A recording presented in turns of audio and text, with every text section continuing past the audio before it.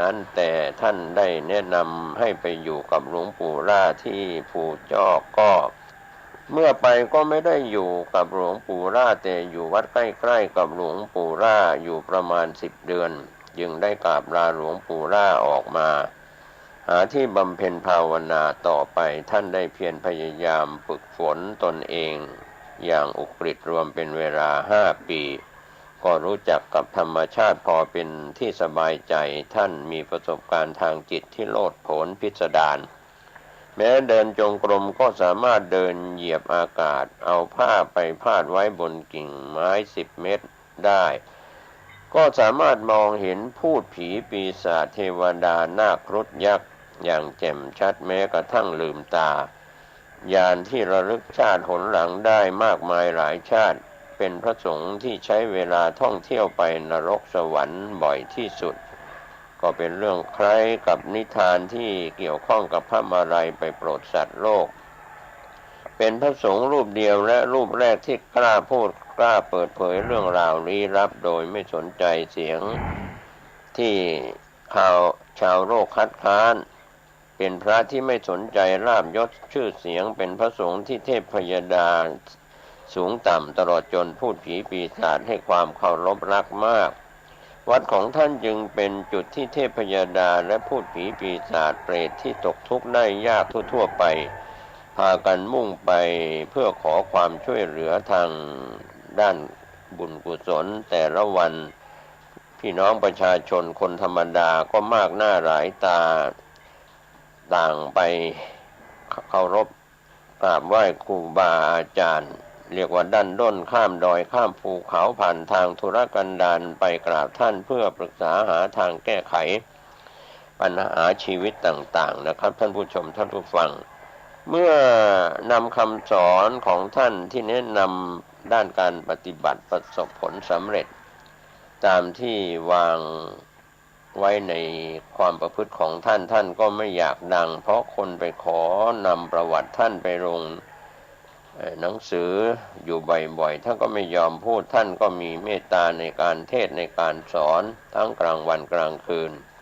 ก็อบรมประชาชนที่เดินทางมากลางคืนก็ต้องต้อนรับแก้ไขปัญหาหมู่ชนในโลกทิพย์ท่านจึงมีเวลาพักผ่อนในแต่ละวันน้อยจริงๆนอกนั้นหมดไปกับการต้อนรับผู้มาเยือน ดังนั้น วันนี้วัดของท่านก็มีทั้งแผ่นซีดีมี มีทั้งหนังสือแจกจ่ายให้นำไปอ่านและฟังกันท่านกล่าวตอนหนึ่งว่าอ่านแล้วฟังแล้วให้นำไปปฏิบัติแล้วจะได้แจกจ่ายต่อผู้อื่นต่อไปเรื่องนี้ก็เป็นการให้ธรรมะเป็นทานเรียกว่าเมื่อเข้าใจแล้วก็ไม่จำเป็นต้องมาคนที่พูดก็เหนื่อยแล้วนึกอยากทำบุญให้ทำที่ไหนก็ได้ไม่ไปวัดก็ได้พ่อแม่เป็นพระอรหันต์อยู่ในบ้านดังนั้นวันนี้การทำบุญกับพ่อแม่แล้วอุทิศให้เทวดาเราสรรพสัตว์ในโลกทิพย์ก็ได้ผลเท่ากับถวายทานในพระอรหันต์ดังนั้นที่วัดนั้นพอกินพอใช้แล้วไม่ขาดแคลนอะไรจึงไม่มีความจำเป็นต้องหลั่งไหลมาทำบุญที่นี่นะครับก็เป็นคำกล่าวของหลวงปู่สวงที่เป็นพระเกจิปฏิบัติธรรมในสมัยนั้นเรื่องสารธรรมที่จะนำเสนอตามแนวคำสอนของพระอาจารย์เกษมชีวิตของมนุษย์และสัตว์โลกนี้และโลกทิพย์นั้นมีส่วนสัมพันธ์กันเข้าไปอยู่ในกฎแห่งกรรมที่พระพุทธเจ้าพุทธโคดมสอนไว้เรื่องเวียนว่ายตายเกิดไปมาที่จะไม่เคยมีญาติไม่เคยมีเพื่อนไม่เคยเป็นเจ้ากรรมนายเวรนั้นไม่มีชีวิตของทุกผู้ทุกคนนะครับท่านผู้ฟังสัมพันธ์กันไม่มากก็น้อยส่วนดีมากก็มีส่วนดีน้อยก็มีส่วนเลวมากส่วนเลวน้อยก็มีทั้งในส่วนที่ทำให้เกิดความเครียดแค้นชิงชังมากก็มีน้อยก็มีในส่วนที่รักและอุปการะกันมีมากก็มีน้อยก็มีนี่เป็นเรื่องราวที่น่าสนใจ การได้ดีตกยากเจ็บไข้ได้ป่วยของมนุษย์และสัตว์ส่วนหนึ่งเกิดจากผลกรรมในอดีตชาติและในปัจจุบันชาตินี้อีกส่วนหนึ่งก็ได้รับเหตุปัจจัยกระทบจากสิ่งรอบข้างอีกส่วนหนึ่งก็เกิดจากการกระทำของสิ่งลี้ลับที่เรามองไม่เห็นเช่นเทวดาช่วยเหลือเทวดาให้โทษผีให้โทษเจ้ากรรมนายเวรที่เครียดแค้นชิงชังให้โทษคนเราทุกคนจะมีเทวดาอย่างน้อย2 องค์เป็นเทวดาประจำตัวคอยติดตามรักษาเทวดานี่แหละชอบช่วยเหลือให้เราประสบความสำเร็จช่วยปกป้องคุ้มครองให้เรารอดพ้นจากภัยอันตรายที่น่าหวาดเสียวได้อย่างน่าอัศจรรย์บางทีเราก็ยกให้คุณความดีของวัตถุมงคลที่แขวนคอไปเสียบ้างเด็กน้อยบางคนไม่มีวัตถุมงคลแขวนคอแต่ตกบ้านตกเรือนด้วยความทุกข์ทนแต่ก็ไม่ได้รับอันตรายเพราะเหมือนมีใครมาอุ้มไว้วางที่พื้นตกที่พื้นบางคนไม่มีวัตถุมงคลติดตัวเลยนะครับท่านผู้ชมท่านผู้ฟังก็หลุดพ้นจากอุบัติเหตุการดักทำร้ายของศัตรูมาได้อย่างปาฏิหาริย์ก็คือการปกป้องรักษาจากเทวดาประจำตัวเขาหรือญาติในโลกทิพย์ของเขาพวกเราชาวพุทธแต่ละคนนั้นล้วนเคยทำบุญให้ทานมาแล้วทุกคนนะครับในชาตินี้ก็ทำในชาติอดีตก่อนๆก็ทำจึงนับบุญคงจะใหญ่เท่าภูเขาเหล่ากาหรือเท่าก้อนโลกแต่ก็ไม่รู้จักใช้บุญของตนเองให้เกิดประโยชน์ในชาตินี้นะครับท่านผู้ฟัง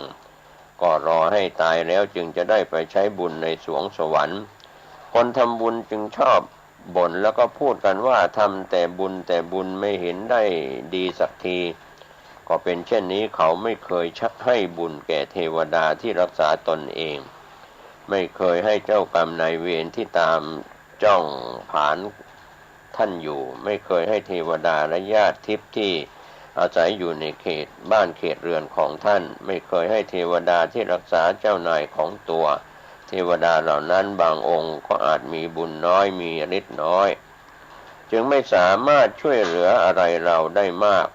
แต่ถ้าเขาได้รับบุญจากเราบ่อยๆเขาก็จะกลายเป็นเทวดาที่มีฤทธิ์มีอำนาจนะครับท่านผู้ชมท่านผู้ฟัง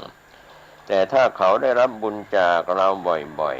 ๆก็ถือว่าช่วยเหลือให้เราประสบความสำเร็จได้ดังใจหมายก็บางคนก็อ้างว่าทำบุญทุกครั้งก็กรวดน้ำให้เทวดาเจ้ากรรมนายเวรทุกครั้งก็ไม่เห็นมีอะไรเปลี่ยนแปลงรำเลิกไปที่บุญคือการกระทำของตัวเองว่าไม่ได้รับผลก็บางครั้งเราทำบุญนะครับท่านผู้ฟังกรวดน้ำให้เทวบุตรเทวดาเจ้ากรรมนายเวรแล้วไม่เห็นมีอะไรเปลี่ยนแปลงก็ขอให้ท่านได้เข้าใจว่าท่านนั้นเขาเข้าไม่ถึงไม่ได้รับเช่นให้ไม่เจาะจงหรือแสวงบุญเรียกว่าพลังบุญนั้นอาจจะ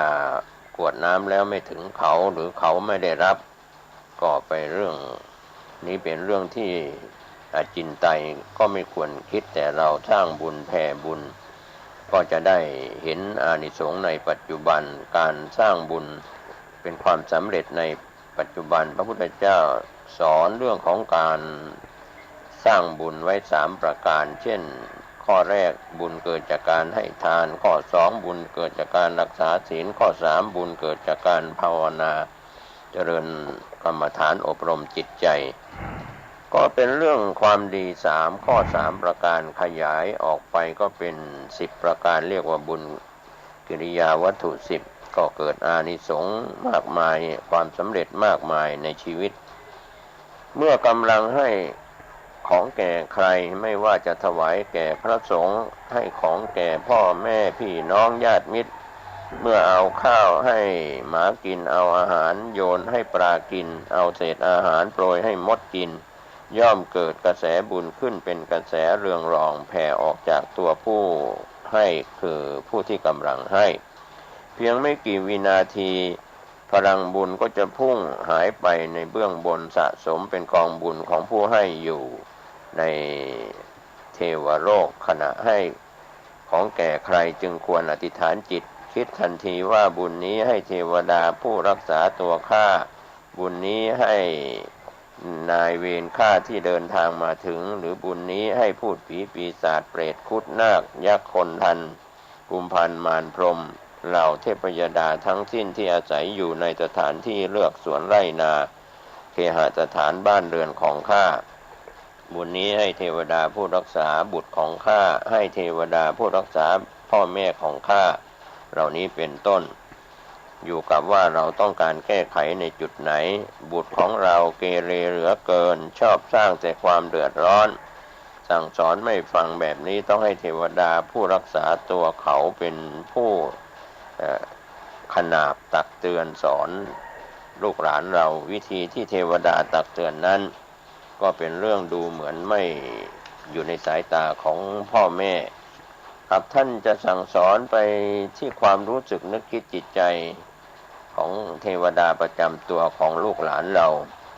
เป็นมิจฉาทิฏฐิเมื่อได้รับบุญบ่อยๆเทวดารู้สึกมีความเปลี่ยนแปลงในตัวเองมีชีวิตที่สุขสบายขึ้นเขาก็จะทราบได้เองว่าสิ่งที่เขาได้รับนั้นมาจากไหนเมื่อเราอุทิศบุญให้แล้วก็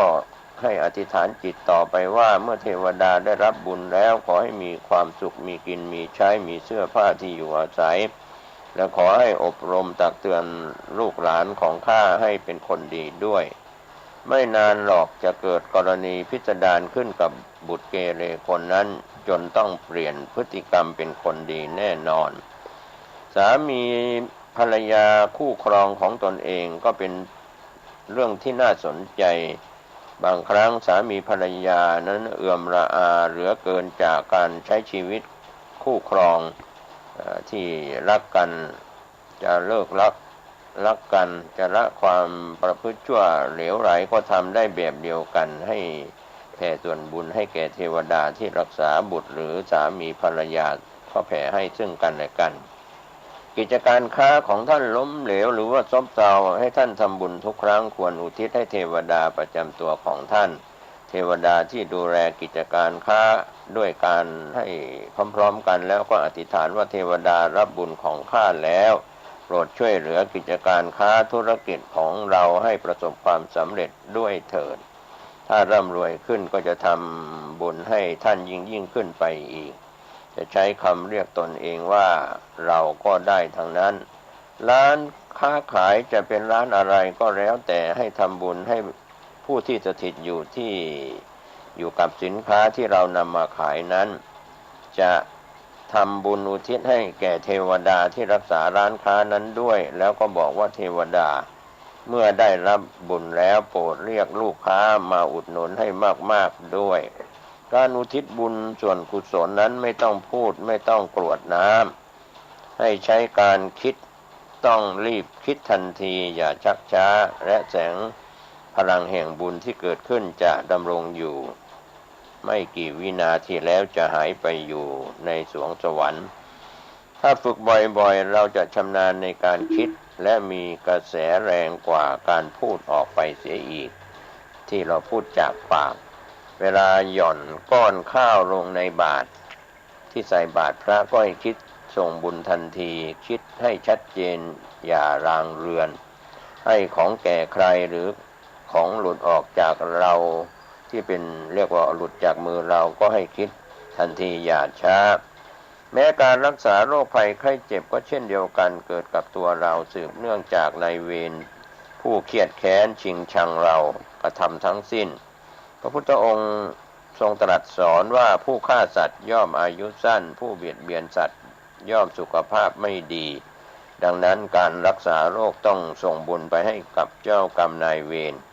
ที่ทำให้เกิดอาการเจ็บป่วยนั้นอยู่บ่อยๆให้กับเทวดาผู้รักษาตัวเราในขณะเดียวกันก็อธิษฐานว่าหมอใดยาใดที่สามารถรักษาอาการนี้ให้หายขาดได้ขอให้เทวดาจงนำหมอนั้นยานั้นมารักษาข้าถ้าข้าหายข้าจะทำบุญให้แก่ท่านยิ่งขึ้นไปนี่ก็เป็นคำอธิษฐานการอธิษฐานเบิกบุญเก่าของตัวเราอุทิศให้กับเจ้ากรรมนายเวรที่รบกวนควรทำวันละหลายร้อยหลายพันหลายหมื่นรอบ จนเขาพอใจอาการป่วยของเราก็จะหายเร็วขึ้นนะครับท่านผู้ฟังวิธีการให้บุญนั้นเป็นการให้บุญแก่เจ้ากรรมนายเวรทำตัวอย่างเช่นคนป่วยเป็นมะเร็งจุดไหนก็ให้ส่งบุญตรงนั้นบริเวณนั้นคิดว่าบุญนี้ให้นายเวรที่ก่อให้เกิดการเจ็บป่วยบริเวณที่เป็นมะเร็งหรือเมื่อได้รับบุญแล้วขอให้เจ้าชีวิตนั้นดีขึ้นมีภพภูมิที่สูงขึ้นจงหลุดจากภาวะชีวิตชั้นต่ำเดี๋ยวนี้เมื่อเราหายแล้วจะทำบุญให้แก่พวกเจ้าทรงชีวิตของพวกเจ้าให้สูงส่งขึ้นไปเรื่อยๆพวกเจ้าจงเลิกจองเวรจองกรรมเราเสียทีในชาตินี้บัดนี้ตั้งตนอยู่ในศีลในธรรมเลิกการเบียดเบียนการเข็นฆ่าชีวิตสัตว์อื่นขอส่งบุญที่เกิดจากการรักษาศีลนี้แก่พวกเจ้าด้วยก็เป็นเรื่องราวที่เราแผ่ส่วนบุญส่วนกุศลให้กับสรรพสัตว์ที่เป็นเจ้ากรรมนายเวรผู้มีอาชีพเกี่ยวกับการฆ่าสัตว์หรือเบียดเบียนสัตว์อื่นนะครับท่านผู้ฟังเช่นเจ้าของโรงฆ่าสัตว์คนขายเนื้อสัตว์ชาวประมงคนขายปลาสดตามตลาดเชือดไก่ขายคนเหล่านี้ต้องสร้างบาปกรรมทุกๆวันจึงก่อความเครียดแค้นชิงชังให้แก่สัตว์ที่ถูกฆ่าอยู่ทุกวี่ทุกวันนะครับท่านผู้ชมท่านผู้ฟังเขาก็พยายามจองล้างจองผลาญแต่ในขณะที่บุญเก่าของผู้นั้นยังมีอยู่นะครับท่านผู้ฟังเจ้ากรรมนายเวรก็ทำอะไรไม่ได้แต่หากวันไหนนายเวรได้ช่องเมื่อไรวิญญาณสัตว์ที่เครียดแค้นเหล่านั้นเรียกว่าเจ้ากรรมนายเวรนั่นแหละจะตามมาทวงและให้ร้ายทันทีต้องพยายามไถ่ถอนกรรมของตัวด้วยการทำบุญแล้วอุทิศให้วิญญาณสัตว์ที่ตัวเองฆ่าหรือทำมาบ่อยๆส่งบุญไปให้บ่อยๆเอาเนื้อสัตว์ที่เราขายนั้น ทำอาหารถวายพระหรือเลี้ยงผู้อื่นแล้วก็อธิษฐานว่าบุญนี้ให้สัตว์ทั้งหลายที่เราได้ฆ่าหรือผู้อื่นฆ่าเพราะเราสั่งเราสัตว์เหล่านั้นได้รับบุญกุศลแล้วขอให้มีความสุขความเจริญมีชีวิตวิญญาณที่ดีขึ้นจงหลุดพ้นจากกรรมเวรที่ตนเองสร้างไว้จงมีภพภูมิที่สูงขึ้นไปเรื่อยๆจนกระทั่งเป็นเทวบุตรเทวดาในสวงสวรรค์เมื่อได้รับบุญแล้วจงอโหสิกรรมให้เราด้วยอย่าได้จองเวรซึ่งกันและกันเลยเจ้าตายเพราะเราแต่ก็มีชีวิตที่ดีขึ้นเพราะเราดีกว่าเจ้าตายเองหรือฝีมือผู้อื่นซึ่งมีชีวิตทุกข์ทรมานการขับไล่ผีหรือคุณไสยออกจากร่างผู้ป่วย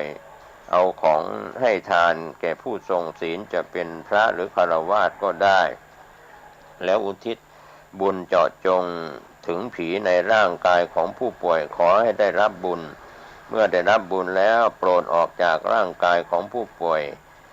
ถ้าไม่ยอมออกก็ให้บ่อยๆให้สิ่งของเล็กๆน้อยๆให้เงิน5 บาท10 บาทให้กาแฟ1 แก้วโอวัลติน1 แก้วหรือให้มากให้น้อยแล้วอุทิศให้แต่ห้ามถวายของที่ผิดพระวินัยพระในกรณีคุณไสยเข้าร่างกายผู้ป่วยให้อธิษฐานขออำนาจพระพุทธพระธรรมพระสงฆ์จงบันดาลให้สิ่งของไสยศาสตร์ต่างๆที่มีอยู่ในร่างกายของผู้ป่วยให้เสื่อมอำนาจไปให้สูญสลายไปณบัดนี้ถ้ายังไม่หายก็ให้ทำบ่อยๆอธิษฐานบ่อยๆเดี๋ยวอาการก็ดีขึ้นเองโดยไม่ต้องไปทำพิธีอะไรอื่นหรือไม่ต้องไปจ้างหมอผีผู้มีวิทยาคมที่ไหนมาแก้เพราะอำนาจของคุณพระศรีรัตนตรัยนั้นยิ่งใหญ่เหนือทุกสิ่งทุกอย่างในสากลจักรวาลในโลกนี้หลีกเลี่ยงการสวดมนต์เพื่อขับไล่วิญญาณบทสวดมนต์แต่ละบทนั้นมีอำนาจขับไล่และเบียดเบียนพวกวิญญาณขั้นต่ำในโลกทิพย์ให้ได้รับความเดือดร้อนถ้าหยุดสวดไปเลยได้ยิ่งดีเพราะจะได้ไม่ทำความเดือดร้อนให้แก่พวกพูดผีปีศาจต่อไปเพราะเขาเหล่านั้นก็ใช่ใครอื่นแต่เป็นญาติเป็นพี่เป็นน้องกับเราในอดีตแม้จะเป็นพี่น้องกันก็ตามหากก่อกวนเขาอยู่บ่อยๆเขาก็กลายเป็นนายเวรขึ้นมาได้ฉะนั้นก็ไม่ต้องสวดมนต์เมื่อยังใช้ไม่เป็นก็เพียงแต่กราบถึงพุทโธ แล้วก็คิดแผ่อุทิศส่วนกุศลว่าบุญนี้ให้แก่เราเทวดาที่ดูแลรักษาข้ารักษาบ้านข้ากราบธรรมโมบุญนี้ให้เรานายเวรข้าที่เดินทางมาถึงและที่กำลังเล่นงานข้าอยู่กราบถึง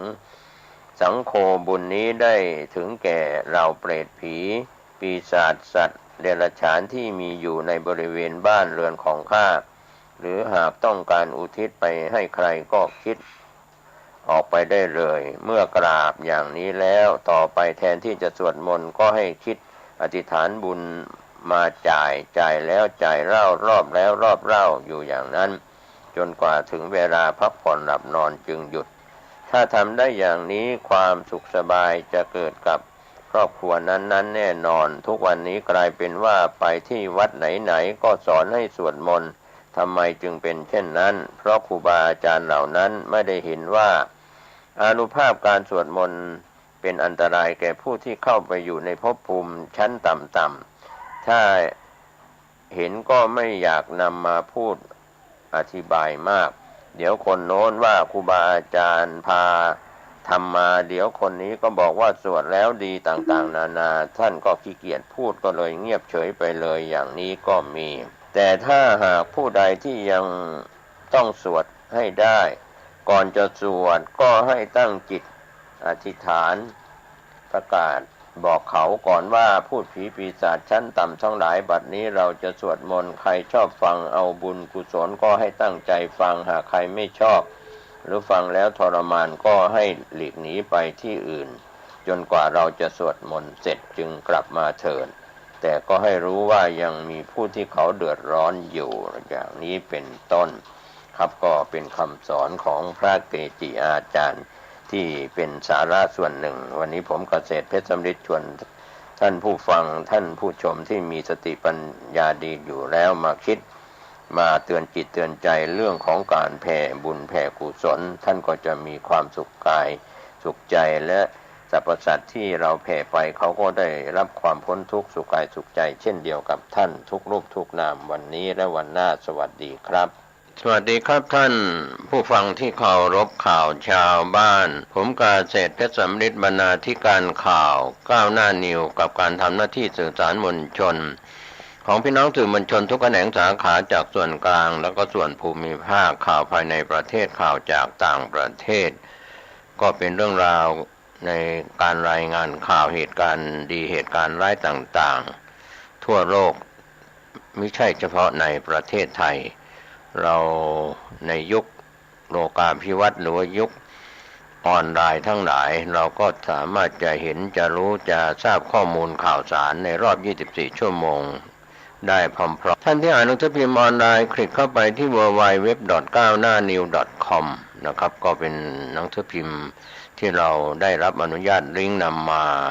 ให้เราได้ติดตามข้อมูลข่าวสารกันในรอบวันธรรมะก่อนข่าววันนี้ก็เป็นส่วนหนึ่งนะครับการที่เราจะชักศึกเข้าบ้านก็หมายความว่าคนที่เป็นคนต่างด้าวเท้าต่างแดนที่อยู่รอบบ้านหรือที่มีอยู่ทั่วโลกก็คือคนต่างแดนต่างด้าวที่ไม่ใช่คนที่เกิดในประเทศไทยมีสัญชาติไทยเชื้อชาติไทยหรือว่าในส่วนที่ได้รับสัญชาติไทยเมื่อมาเกิดในประเทศไทยวันนี้ที่เราพูดว่ารอบบ้านเรานั้นมีต่างชาติต่างด้าวที่เข้ามาทั้งถูกต้องและก็ไม่ถูกต้องก็ที่เรียกว่าหลายคนหลายท่านก็เปิดประตูบ้านรับชักศึกเข้าบ้านไม่ว่าจะเป็นวัดวารามต่างๆก็รับคนที่เป็นศิษย์ที่เป็นคนต่างด้าวหรือรับพระภิกษุสามเณรจากต่างประเทศที่เป็นประเทศเพื่อนบ้านเข้ามาอยู่อาศัยทั้งถูกต้องและไม่ถูกต้องคำว่าถูกต้องนั้นก็มีพาสปอร์ตมีวีซ่าเข้ามาอยู่ตามในกระทรวงการต่างประเทศสามารถตรวจสอบได้ส่วนต่างด้าวประเภทหลบหนีเข้าเมืองเข้ามาอยู่มาทำงานเป็นฝ่ายคฤหัสถ์ไปแอบอาศัยอยู่ตามวัดวารามต่างๆโดยเฉพาะเจ้าบ้านก็คือเจ้าอาวาส ก็ยังอนุญาตให้เข้ามาอยู่แต่ว่าไม่ได้อยู่จริงบ้างไม่อยู่จริงบ้างเรียกว่าเรื่องนี้ทางตรวจคนเข้าเมืองและกระทรวงการต่างประเทศจะต้องสนใจในช่องทางต่างๆที่หลบเข้ามาในรูปแบบของพระภิกษุสามเณรเข้ามาโดยอ้างว่าเข้ามาเพื่อการศึกษาแต่ไม่ถูกต้องในระบบการเข้าออกนอกในประเทศทั้งพาสปอร์ตวีซ่าไม่มีนะครับก็เข้ามาอ้างว่าจะมาศึกษาพระธรรมพระวินัยตามวัดวารามต่างๆหรือมหาวิทยาลัยสงฆ์ก็ตามหรือสถาบันอุดมศึกษาฝ่ายทางบ้านเมืองของรัฐก็ตามเมื่อเข้ามาเป็นบุคคลที่ไม่ถูกต้องตามกฎหมายก็ทำให้ระบบการปกครองอาจจะเสียความมั่นคงในเรื่องของข่าวกรองอาจจะมีชักศึกเข้าบ้านไส้ศึกอะไรต่างๆในช่องทางต่างๆแต่ผู้ที่ให้ที่อยู่อาศัยไม่ว่าจะเป็นเจ้าอาวาสรักษาการเจ้าอาวาสรวมไปถึงเจ้าคณะปกครองต่างๆไม่ได้สอดส่องดูแลและยังจะเปิดโอกาสให้พระภิกษุสามเณรต่างด้าวหรือคนต่างด้าวเข้ามาอยู่ในวัดก็ยังเป็นความผิดเรื่องนี้ทางผู้ใหญ่บ้านกำนันฝ่ายปกครองโดยเฉพาะท่านนายอำเภอผู้ว่าราชการจังหวัดเราก็บอกว่าเห็นแก่มนุษยชาติแต่คนที่เข้ามานั้นไม่ทราบว่าเป็นสัญชาติใดเชื้อชาติใดแฝงเข้ามาในรูปแบบก็ในขณะนี้จะเป็นพุทธศาสนาหรือต่างศาสนาที่มีการปลอมแปลงเข้ามาบวชเป็นพระภิกษุแล้วก็ได้อาศัยผ้ากาสาวพัสต์นั้นอยู่ในร่มเงาในช่องทางต่างๆซึ่งเรื่องนี้ทางรัฐบาลไทยก็ไม่ได้นิ่งนอนใจก็ตรวจสอบกันในเรื่องของคนต่างด้าวเท้าต่างแดนโดยเฉพาะแรงงานฝ่ายชาวบ้านที่จะเข้ามาทำงานกระทรวงแรงงานก็จะต้องตรวจสอบรวมไปถึงตม.ตรวจคนเข้าเมืองหลายหน่วยงานที่จะต้องดูแลเรื่องนี้ก็ถือว่าธรรมะก่อนข่าววันนี้เราอย่าชักศึกเข้าบ้านเข้ามาอยู่อาศัยในวัดวารามที่ตนเองเป็นพระสังฆาธิการเจ้าวาดรักษาการเจ้าวาดฝ่ายบ้านเมืองก็คือเข้ามาอยู่ในบ้านเป็นเจ้าบ้านอาคารบ้านเรือนของใครที่มีเจ้าบ้านรับคนต่างด้าวเข้ามาที่ไม่ถูกต้องตามกฎหมายก็ถือว่ามีความผิดนะครับก็เราจะไปส่งเสริมคนต่างด้าวเท้าต่างแดนที่มาถูกต้องไม่ถูกต้องอย่างไรก็อยู่ในดุลพินิจวิจารณญาณของผู้ที่เป็นเจ้าบ้านโดยเฉพาะถ้าวัดวารามก็คือเจ้าวาดทั้งพระอารามหลวงแล้วก็วัดราชรวมไปถึงฝ่ายบ้านเมืองก็คือทุกคนที่เป็นเจ้าบ้านมีทะเบียนบ้านจะรับคนเข้ามาในบ้านทางนายทะเบียนราษฎรของระดับอำเภอท้องถิ่นก็จะต้องตรวจสอบให้ดีว่ามีใครรับใครเข้ามาอยู่ในชื่อทะเบียนบ้านจะเป็นคนต่างด้าวเท้าต่างแดนหรือคนที่มาอาศัยทะเบียนบ้านเพื่อจะมาเทคะแนนเสียงในช่วงหาเสียงก็ตามเตรียมตัวเพื่อจะมีการเลือกตั้งก็ตามอย่างนี้เป็นต้นเป็นตัวอย่างก็ถือว่าไม่ชอบไม่สุจริตไม่ถูกต้องตามกฎหมายของบ้านเมืองเราก็ช่วยกันจะได้ปกปิดความสิ่งที่ทำผิดต่อกฎหมายคนที่ทำผิดใครก็ตามที่เป็นเจ้าบ้านทำผิดเราก็ต้องรู้ว่าทำผิดเรื่องนี้ศึกจะมาในบ้านได้ถ้าไม่มีคนภายในรู้เห็นเป็นใจข่าวแรกวันนี้ก็มีปัญหาเรื่องของหลายพื้นที่ที่เป็นข่าวเด่นข่าวดังในช่วงน้ำท่วมปัญหาหนึ่งในกรุงเทพมหานครก็คือเรื่องทางระบายน้ำท่อระบายน้ำส่วนหนึ่งก็มาจากท่อระบายน้ำอุดตัน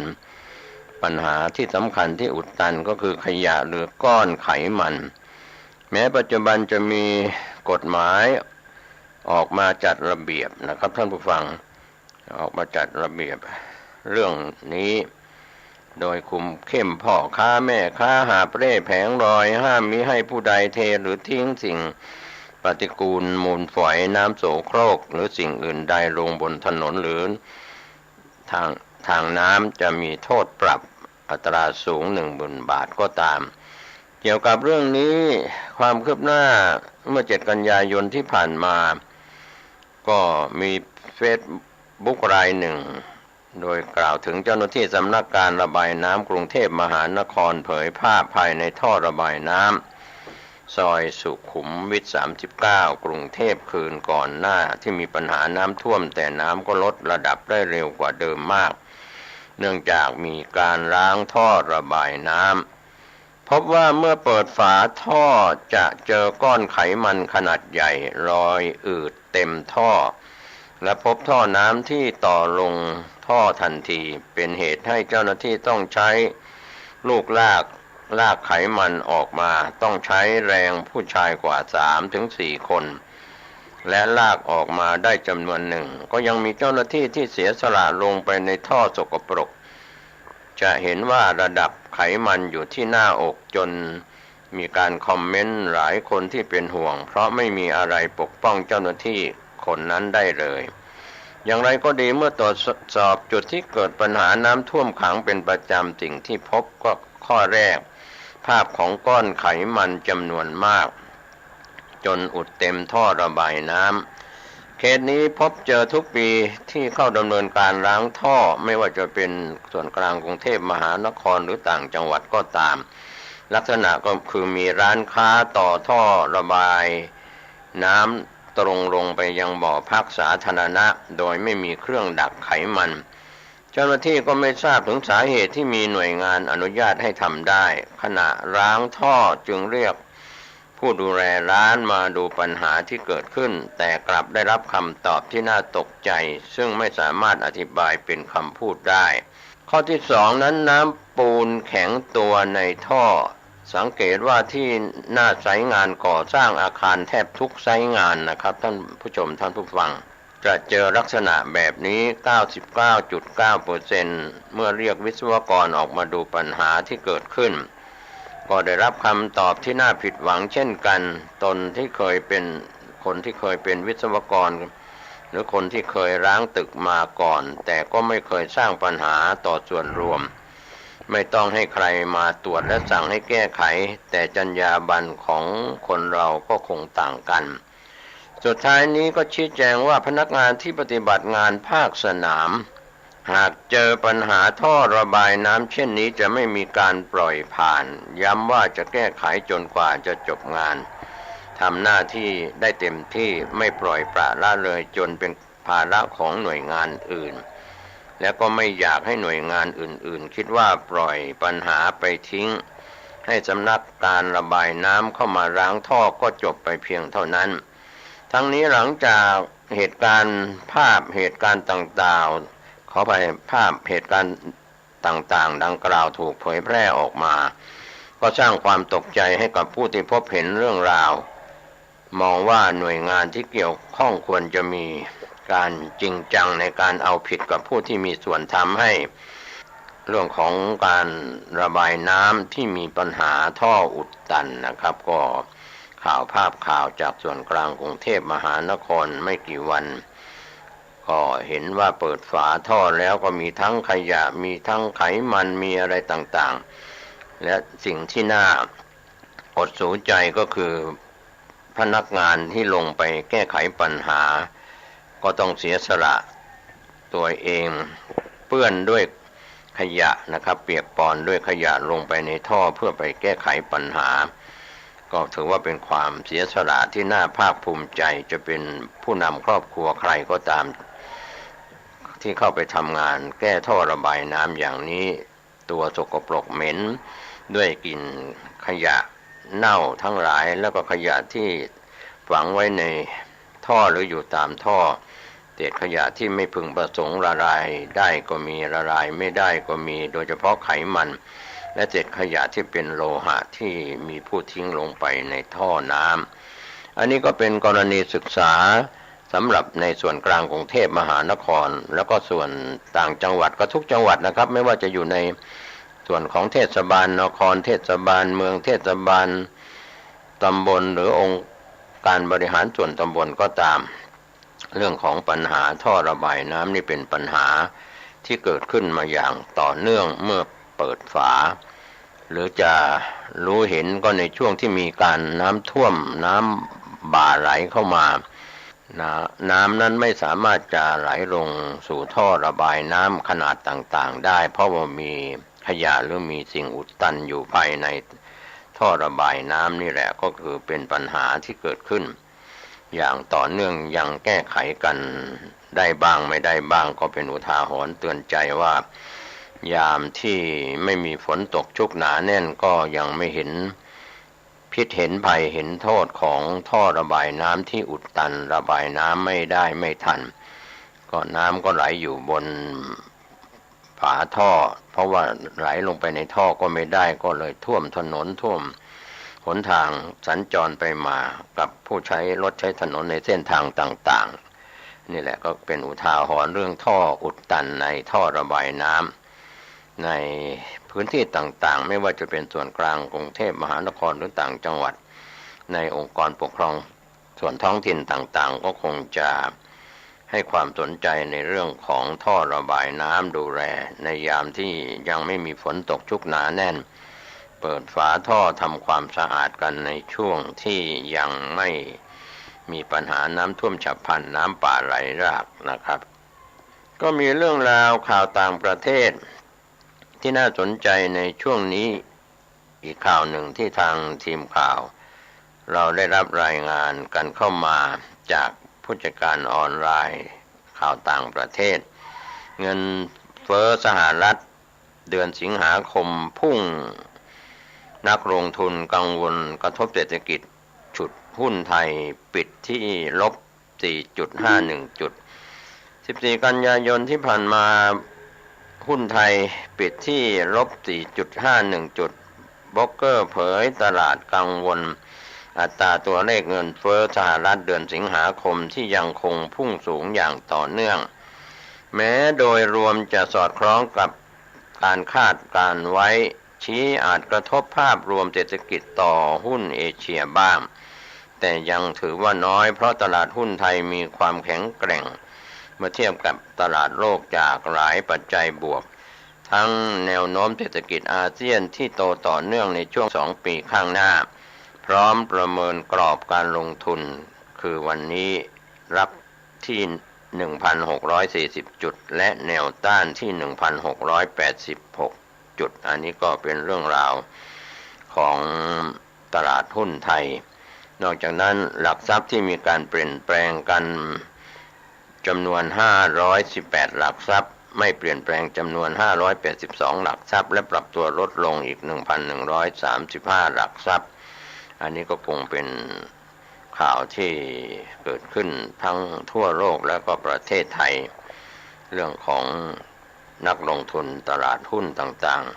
ๆก็ไปดูภาพข่าวที่ทางทีมข่าวได้รายงานเรื่องภาพข่าวน้ำท่วมในภูมิภาคในจังหวัดต่างๆโดยผู้จัดการออนไลน์รายงานบรรยากาศภาพน้ำจากคลองทับมาไหลท่วมเขตเทศบาลนครระยองแล้วโรงเรียนปิดเรียนชั่วคราวชาวบ้าน400หลังคาเรือนเดือดร้อน14 กันยายนที่ผ่านมาก็เรื่องของวิกฤตน้ำท่วมที่ระยองนะครับเป็นข่าวภาพข่าวภูมิภาคจากระยองถือว่าวิกฤตน้ำจากคลองทับมาเพิ่มน้ำเพิ่มไหลเข้าท่วมเขตเทศบาลนครระยองแล้วชาวบ้าน400หลังคาเรือนเดือดร้อนหนักโรงเรียนต้องประกาศปิดเรียนถึงวันที่15 กันยายนนี้ขณะที่มูลนิธิอาสาเพื่อนพึ่งพายามยากจะตั้งโรงครัวพระราชทานด้านนายกเทศบาลตำบลทับมาเผยเที่ยงคืนที่ผ่านมาก็หนักมากจากสถานการณ์น้ำหลากในคลองทับมาที่มีปริมาณสูงขึ้นอย่างต่อเนื่องจนทำให้เทศบาลตำบลทับมาต้องประกาศให้ประชาชนในพื้นที่เร่งอพยพแล้วก็ขนย้ายสิ่งของขึ้นที่สูงตั้งแต่ช่วงค่ำของวันที่13 กันยายนต่อจนถึงวันที่14 กันยายนที่ผ่านมาเมื่อวานนี้ มองดูภาพมุมสูงบริเวณถนนบายพาสสาย36ขาเข้าและออกของเมืองระยองช่วงก่อนขึ้นสะพานต่างระดับสี่แยกทับมาพบระดับน้ำท่วมสูงจนทำให้มีรถติดยาวหลายกิโลเมตรนั้นล่าสุดผู้สื่อข่าวได้รายงานเพิ่มเติมเข้ามาว่ามวลน้ำในตำบลทับมาได้ไหลท่วมเขตเทศบาลนครระยองเป็นพื้นที่เขตรอยต่อชั้นในและเข้าท่วมถนนสายค2ด้านหลังโรงแรมสตาร์คอนเวนชั่นระยองรวมทั้งบริเวณหน้าโรงเรียนกวงหัวกว่า50เซนติเมตรจนทำให้ทางโรงเรียนต้องประกาศปิดเรียนจนถึง15กันยายนพร้อมติดต่อให้ผู้ปกครองเดินทางมารับบุตรหลานกลับบ้านทันทีเปลี่ยนการเรียนการสอนเป็นแบบออนไลน์ตั้งแต่วันถัดมานะครับไปจนกว่าสถานการณ์จะดีขึ้นนะครับส่วนโครงการหมู่บ้านเพชรรัตน์เล็กวิวตำบลทับมาอำเภอเมืองระยองนั้นเจ้าหน้าที่กู้ภัยสว่างกตัญญูธรรมสถานจันทบุรีก็ได้นำเรือท้องแบนซีรัมพร้อมอาสาสมัครกว่า50นายเข้าสำรวจเพื่อช่วยเหลือชาวบ้านกรณีต้องการขนย้ายสิ่งของภายในหมู่บ้านกว่า400หลังคาเรือนขณะในหมู่บ้านนั้นมีระดับน้ำสูงประมาณ50เซนติเมตรเนื่องจากตอนนี้ชาวบ้านต้องอาศัยเรือในการเดินทางเข้าออกหมู่บ้านมูลนิธิอาสาเพื่อนพึ่งพายามยากจัดโรงครัวพระราชทานโดยมูลนิธิอาสาเพื่อนพึ่งพายามยากสภากาชาติไทยได้จัดตั้งโรงครัวพระราชทานเพื่อประกอบอาหารข้าวกล่องให้แก่ประชาชนที่ได้รับความเดือดร้อนในตำบลทับมาบริเวณลานจอดรถห้างสรรพสินค้าแมคโครสาขาระยองก็ได้ทำการส่งมอบข้าวกล่องให้ผู้นำท้องถิ่นทั้งกำนันผู้ใหญ่บ้านนำไปแจกจ่ายให้ประชาชนที่ได้รับความเดือดร้อนขณะที่นายประเสริฐวงศรีนายกเทศมนตรีตำบลทับมาก็กล่าวกับทีมข่าวว่าเหตุการณ์น้ำท่วมในรอบนี้หนักมากจากปริมาณมวลน้ำสะสมก็จนทำให้พื้นที่น้ำท่วมขยายเป็นวงกว้างขณะนี้ปริมาณน้ำบริเวณคลองทับมายังอยู่ที่ 2.94 เมตรคาดว่าน้ำจะท่วมบริเวณพื้นที่ตำบลทับมาและบ้านหนองมหาดหมู่3เป็นระดับ3เมตรภายในเที่ยงคืนที่ผ่านมาโดยเจ้าหน้าที่หลายหน่วยงานได้ทำงานช่วยเหลือชาวบ้านที่ได้รับความเดือดร้อนโดยเฉพาะเจ้าหน้าที่ทหารอาสาสมัครกู้ภัยก็ได้เสริมกำลังเจ้าหน้าที่เรือท้องแบนเตรียมอพยพประชาชนหลังได้รับแจ้งว่าระดับน้ำจะเพิ่มสูงขึ้นในช่วงเที่ยงคืนที่ผ่านมาเมื่อคืนนี้กองทัพเรือโดยศูนย์บรรเทาสาธารณภัยทัพเรือภาค1ยังคงจัดกำลังพลจากกองพันทหารราบที่6กรมทหารราบที่2และกองพันทหารราบที่7กรมทหารราบที่3กองพลนาวิกโยธินหน่วยบัญชาการนาวิกโยธินสนับสนุนการทำงานของเทศบาลตำบลทับมาในการช่วยเหลือประชาชนและได้ช่วยอพยพประชาชนผู้ป่วยผู้สูงอายุออกจากพื้นที่และจัดรถบรรทุกรับประชาชนออกจากพื้นที่อย่างต่อเนื่องครับก็เป็นภาพข่าวที่หลายหน่วยงานที่เข้าไปช่วยเหลือประชาชนทั้งภาคประชาชนที่เดือดร้อนน้ำท่วมแล้วก็ไปแจกจ่ายข้าวของกินของใช้ข้าวกล่องครับถือว่าปริมาณน้ำท่วมภาพข่าวก็เห็นเดินลุยน้ำบนศีรษะก็มีของแบกไปเทินหัวไปอะไรต่างๆน้ำท่วมมากในปีนี้ในเขตเทศบาลเมืองระยองนะครับก็ข่าวคืบหน้าจะได้รายงานให้ท่านได้รับรู้รับทราบกันนะครับถือว่าประสบความเดือดร้อนกันในพื้นที่ต่างๆหลายสถานหลายแห่งด้วยกันนะครับนอกจากนั้นมาดูทางภาคเหนือข่าวภูมิภาคทางภาคเหนือตอนบนกันบ้างนะครับที่ทางทีมข่าวได้รายงานข่าวจากแม่ฮ่องสอนก็อ่วมเหมือนกันฝนถล่มตลอดคืนน้ำป่าหลาก3อำเภอแม่ฮ่องสอนจมบาดาลโดยเดลินิวออนไลน์รายงานฝนถล่มตลอดคืนน้ำป่าไหลหลากท่วม3อำเภอของแม่ฮ่องสอนสถานการณ์น่าวิตกทุ่งนานับร้อยไร่จมบาดาล รวมไปถึงสะพานซูตองเป้สถานที่ท่องเที่ยวดังได้รับผลกระทบหนัก14 กันยายนที่ผ่านมาทีมข่าวได้รายงานจากแม่ฮ่องสอนเรื่องน้ำท่วมภายหลังฝนตกลงมาอย่างต่อเนื่องตั้งแต่ช่วงเวลา 2 นาฬิกาเกิดน้ำป่าไหลหลากลงสู่ลำน้ำปายลำน้ำแม่สงาลำน้ำแม่สงีตำบลปางหมูอำเภอเมืองแม่ฮ่องสอนเป็นเหตุให้ระดับน้ำของแม่น้ำสายต่างๆล้นตลิ่งท่วมพื้นที่ทางการเกษตรบ่อปลาเส้นทางคมนาคมก็ได้รับความเสียหายหนักโดยเฉพาะอำเภอเมือง4 ตำบล8 หมู่บ้านเฉพาะพื้นที่ตำบลปางหมูหมู่2บ้านกุงไม้สักน้ำท่วมพื้นที่ทางการเกษตรนาข้าวบริเวณสะพานชูตองเป้วัดภูสมณารามซึ่งเป็นสถานที่ท่องเที่ยวสำคัญของจังหวัดแม่ฮ่องสอนน้ำท่วมบ้านเรือนของราษฎรที่อยู่บริเวณริมแม่น้ำได้รับความเสียหายก็เรื่องนี้ภาพข่าวที่เราได้เห็นก็ถือว่ามีความเสียหายมากบ้านทุ่งกองมูหมู่3และหมู่11บ้านขุนกลางน้ำท่วมพื้นที่ทางการเกษตรนาข้าวตำบลหมอกจำแปหมู่ที่1บ้านหมอกจำแปน้ำท่วมพื้นที่ทางการเกษตรนาข้าวหมู่2บ้านแม่สงาน้ำท่วมพื้นที่ทางการเกษตรนาข้าวบ่อปลาหมู่ที่3บ้านห้วยขานน้ำท่วมถนนพื้นที่ทางการเกษตรนาข้าวและบ่อปลาหมู่8บ้านทบศอก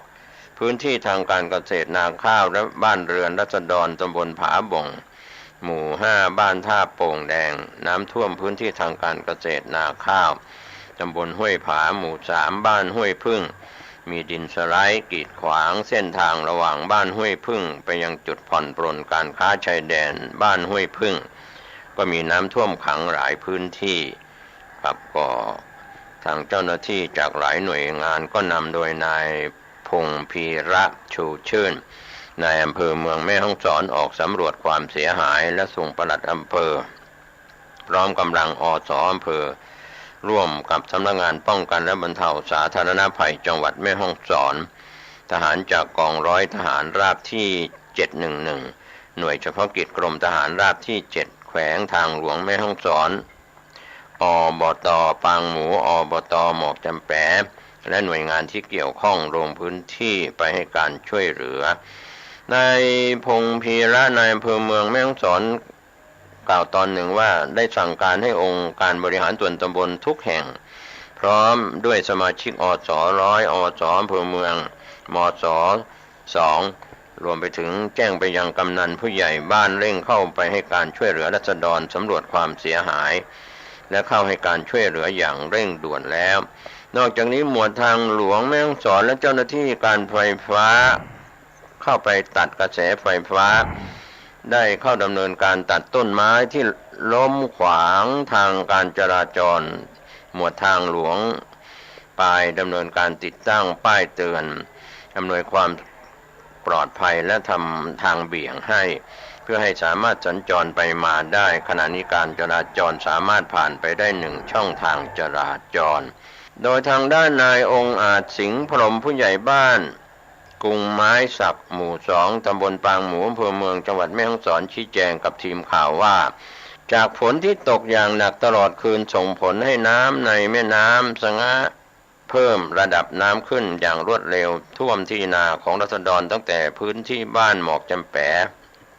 บ้านแม่สงะตำบลหมอกจำแปบ้านกุงไม้สักตำบลปางหมูอำเภอเมืองแม่ฮ่องสอนก็มีที่นาถูกน้ำท่วมไม่ต่ำกว่า400ไร่ส่งผลกระทบต่อเกษตรกรอย่างหนักนอกจากนั้นน้ำยังท่วมที่นาบริเวณสะพานซูตองเป้บ้านกุงไม้สักซึ่งเป็นแหล่งท่องเที่ยวชื่อดังได้รับความเสียหายไปด้วยสถานการณ์น้ำท่วมครั้งนี้ถือว่าหนักสุดและกระทบต่อเกษตรกรหนักเช่นกันทั้งนี้ในห้วงฤดูฝนเป็นต้นมาพื้นที่นาของบ้านกุงไม้สักได้ถูกน้ำท่วมมาแล้ว3ครั้งทางด้านนายอุกฤษแสงงามนายกองค์การบริหารส่วนตำบลปางหมูชี้แจงกับทีมข่าวว่าสถานการณ์น้ำท่วมครั้งนี้ถือว่าหนักสุดตนได้ออกมาสังเกตการและก็นำเจ้าหน้าที่ออก บต.ออกไปให้การช่วยเหลือประชาชนที่ได้รับผลกระทบความเสียหายส่วนใหญ่ตกที่นาข้าวเนื่องจากปัจจุบันกล้าข้าวได้ถูกนำไปปลูกจนหมดสิ้นหากน้ำที่ท่วมนาข้าวลดลงเกษตรกรก็ไม่กล้าไม่มีไม่มีกล้าข้าวที่จะปลูกทดแทนแล้วเพราะน้ำท่วมเสียหายหมดทางอบต.จะหาแนวทางในการช่วยเหลือเกษตรกรขึ้นทะเบียนกับเกษตรจังหวัดจะได้รับการช่วยเหลือเป็นรายๆไปในส่วนผู้ที่ไม่ได้ขึ้นทะเบียนคงได้รับผลกระทบหนักโดยตรงขณะที่งบประมาณของอบต.ตอนนี้ก็หมดแล้วเนื่องจากเป็นช่วงปิดงบประมาณปลายปีงบประมาณ 2565 ส่วนทางด้านนายสุนทรชาญสารกิจสมาชิกอบต.แม่ยวมน้อยอำเภอขุนยวมก็รายงานเกิดน้ำป่าไหลหลากอย่างหนักในบ้านหัวแม่ลากะหมู่ 8 ตำบลแม่ยวมน้อยอำเภอขุนยวมจังหวัดแม่ฮ่องสอนก็ส่งผลให้บ้านเรือนถูกน้ำท่วมขังและเล้าหมูเล้าไก่เสียหายรวมไปถึงถนนที่เชื่อมระหว่างบ้านปางอุ๋งถึงบ้านหัวแม่ลากะก็ถูกน้ำป่ากัดเซาะตัดขาดประมาณ4 แห่งราษฎรหมู่บ้านไม่สามารถใช้สัญจรผ่านไปมาได้ล่าสุดทางอบต.แม่ยวมน้อยได้ส่งรถแบ็คโฮเข้าไปให้การช่วยเหลือคาดว่าจะสามารถเปิดให้รถวิ่งผ่านไปมาได้ในวันนี้สำหรับที่สถานีวัดระดับน้ำท่าโป่งแดงล่าสุดปริมาณน้ำเพิ่มสูงวัดได้ 4.40 เมตรปริมาณน้ำยังคงเพิ่มขึ้นอย่างต่อเนื่องจากน้ำจากพื้นที่อำเภอปายเป็นต้นน้ำกำลังเริ่มทยอยไหลลงมาสู่เขตอำเภอเมืองแม่ฮ่องสอนนะครับข่าวคืบหน้าน้ำท่วมแม่ฮ่องสอนและในพื้นที่ต่างๆก็จะได้รายงานให้ท่านผู้ชมท่านผู้ฟังได้ติดตามข้อมูลข่าวสารเรื่องของน้ำท่วมในหลายพื้นที่ขอให้ท่านได้ติดตามการพยากรณ์อากาศจากกรมอุตุนิยมวิทยาหรือศูนย์อุตุนิยมวิทยาประจำแต่ละภูมิภาคครับข่าวชาวบ้านก็เป็นส่วนหนึ่งนะครับท่านที่ได้ติดตามข้อมูลข่าวสารโปรดใช้วิจารณญาณในการรับข้อมูลข่าวสารผมเกษตรเพชรสำริดบรรณาธิการข่าวก้าวดอนนิวและผู้ดำเนินรายการข่าวชาวบ้านก็ขอบคุณพี่น้องสื่อมวลชนทุกแขนงสาขาในการไปร่วมกิจกรรมบางแห่งบางงานในช่วงนี้ก็ยังมีเรื่องของสถานการณ์โควิดยังไม่จบลงนะครับก็ขอให้ท่านดูแลสุขภาพตัวท่านเองสวมหน้ากากอนามัยเว้นระยะห่างทางสังคมแม้การไปร่วมประชุมสัมมนาอะไรต่างๆก็อาจจะไปนำเชื้อหลายหน่วยงานก็ยังแจ้งว่ามีผู้ติดเชื้อไม่ว่าจะเป็นหน่วยงานของรัฐวิสาหกิจหรือภาคเอกชนที่มีการประชุมสัมมนาหรือรวมกลุ่มกันก็ขอให้ท่านได้ระมัดระวังกาดไม่ตกก็คือสวมหน้ากากอนามัยเว้นระยะห่างก็ยังอยู่ในสถานการณ์ที่ยังไม่ไว้วางใจขอทุกคนทุกท่านดูแลสุขภาพตัวท่านเองและติดตามการพยากรณ์อากาศจากกรมอุตุนิยมวิทยาเดินทางขึ้นร่องใต้ด้วยความปลอดภัยจากอุบัติเหตุปลอดภัยในเรื่องของน้ำท่วมฉับพลันน้ำป่าไหลหลากสวัสดีครับข่าวสารเพื่อการประชาสัมพันธ์ขอเชิญชวนศรัทธานักศีลนักบุญทั้งหลายร่วมพิธีเจริญพุทธมนต์สืบชะตาหลวงพ่อพระครูอาทรวิสุทธิคนอายุวัฒนมงคล76 ปีท่านดำรงตำแหน่งเจ้าคณะอำเภอหางดงเจ้าวาดวัดหนองตองตำบลหนองตองอำเภอหางดงจังหวัดเชียงใหม่คณะสงฆ์คณะศิษยานุศิษย์คณะศรัทธาพร้อมใจกันจัดงานทำบุญอายุวัฒนมงคลตรงกับวันเสาร์ที่17 กันยายนพุทธศักราช2565เวลา 9:39 นาทีพระเถรานุเถระ32 รูปเจริญพุทธมนต์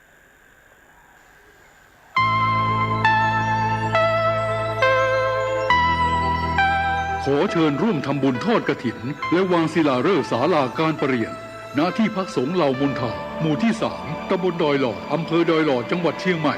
วันที่ 12 ตุลาคม 2565 เวลา 13:39 นาทีเนื่องด้วยที่พักสงฆ์เหล่ามนทาได้เริ่มก่อสร้างมาตั้งแต่วันที่ 17 มิถุนายน 2565 เพื่อเป็นสถานที่ประกอบพิธีทางพระพุทธศาสนาและเป็นศูนย์รวมจิตใจของศรัทธาประชาชนทั่วไปโดยจะได้ทำการสร้างเสนาสนะถาวรวัตถุที่มั่นคงให้เหมาะสมกับที่จะยกฐานะเป็นวัดในพระพุทธศาสนาสืบไป ดังนั้นจึงมีผู้มีจิตศรัทธาร่วมใจกันบริจาคทุนทรัพย์โดยเครือข่ายการเผยแผ่ธรรมะของคณะสงฆ์คลื่นสีขาวทั่วทุกสารทิศตลอดจนศรัทธาประชาชนทั้งหลายทั่วไปทุกคนตั้งกุศลเจตนาในการทอดกฐินสามัคคีและวางศิลาฤกษ์สร้างศาลาการประเรียนณที่พักสงฆ์เหล่ามนทาตามกำหนดการดังนี้วันที่ 5-11 ตุลาคม 2565 เป็นวันตกแต่งดาเตรียมสถานที่วันที่ 12 ตุลาคม 2565 เป็นวันทอดกฐินและวางศิลาฤกษ์เวลา 8 นาฬิกาถึง 12 นาฬิกาเปิดโอกาสให้ศรัทธาประชาชนทำบุญตามอัธยาศัยและร่วมตอกไม้มงคลตามกุศลเจตนาเวลา 11 นาฬิกาถวายเพลพระสงฆ์และเลี้ยงอาหารประชาชนแบบโรงทานเวลา 12 นาฬิกา 30 นาทีเริ่มแห่ต้นกฐินสามัคคีแต่ละสายบุญและแห่แผ่นศิลาฤกษ์เวลา 13 นาฬิกา 30 นาทีประกอบพิธีวางศิลาฤกษ์และทอดกฐินในโอกาสอันเป็นบุญกุศลแห่งการสร้างวัดใหม่และทอดกฐินพร้อมวางศิลาฤกษ์สร้างศาลาการประเรียนครั้งนี้จึงขอกราบนิมนต์พระสงฆ์ครูบาอาจารย์และเชิญชวนศรัทธาพุทธศาสนิกชนทุกท่านได้ร่วมบุญตอกไม้มงคลปฐมฤกษ์เป็นมหามงคลอันยิ่งใหญ่ในวันที่ 12 ตุลาคม 2565 นี้ด้วย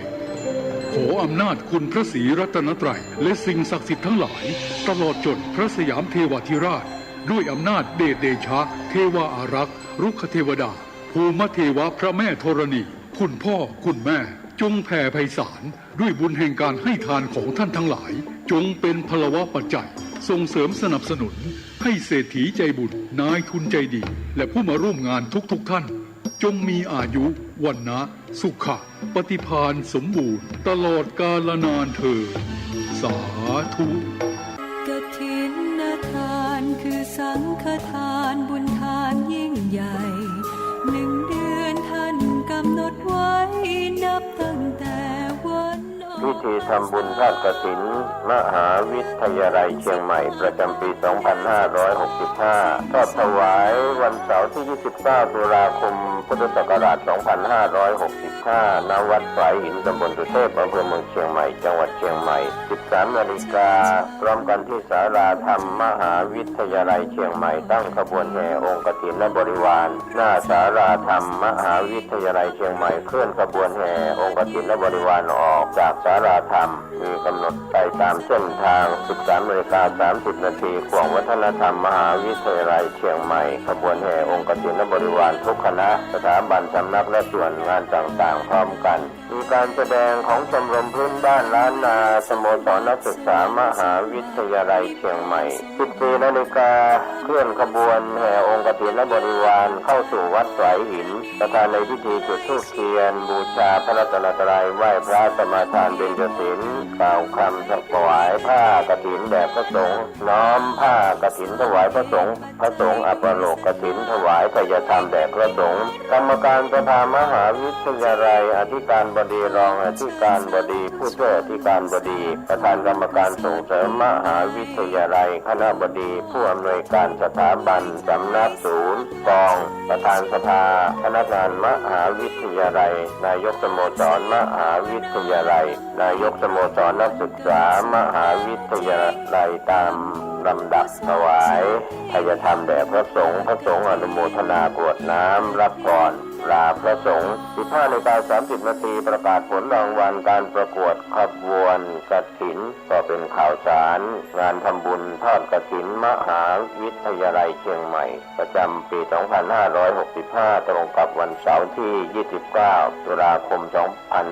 2565 ทอดถวายกับพระคุณเจ้าที่จำพรรษาท่วนใจมาศวัดฝายหินตำบลสุเทพอำเภอเมืองเชียงใหม่จังหวัดเชียงใหม่ขอเชิญท่านร่วมบุญร่วมกุศลติดต่อได้ที่มหาวิทยาลัยเชียงใหม่และวัดฝายหินที่จะร่วมทำบุญในคราวครั้งนี้ได้ความสุขกายสุขใจโดยทั่วหน้ากันสร้างเหตุปัจจัยด้วยศรัทธาด้วยปัญญารู้เห็นทำตามจริงขอเชิญสาธุชนสร้างบุญกุศลยิ่งใหญ่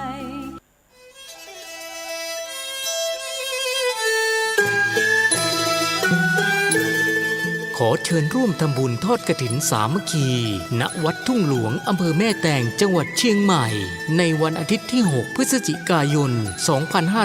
2565 พิธีการดังนี้ 9 นาฬิกา เริ่มพิธีกล่าวองค์การบวงสรวง 10 นาฬิกา 9 นาที พระสงฆ์เจริญชัยมงคลคาถา ห่มผ้าพระธาตุ 10 นาฬิกา 30 นาที ทอดกฐินสามัคคี แด่พระสงฆ์จำพรรษาจำนวน 5 รูป ขอเชิญร่วมทำบุญกฐินได้ที่บัญชีธนาคารกรุงเทพสาขาตลาดแม่มาลัย ชื่อบัญชี พระอธิการอินคำทิตะ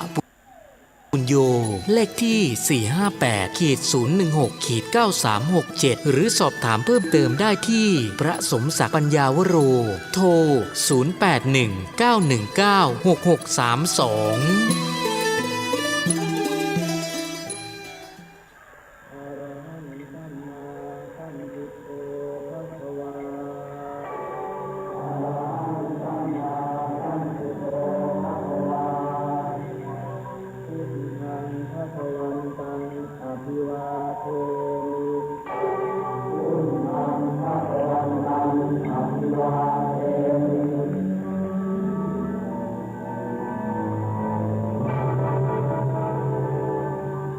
แต่เราไม่เคยคิดเรื่องกล้วย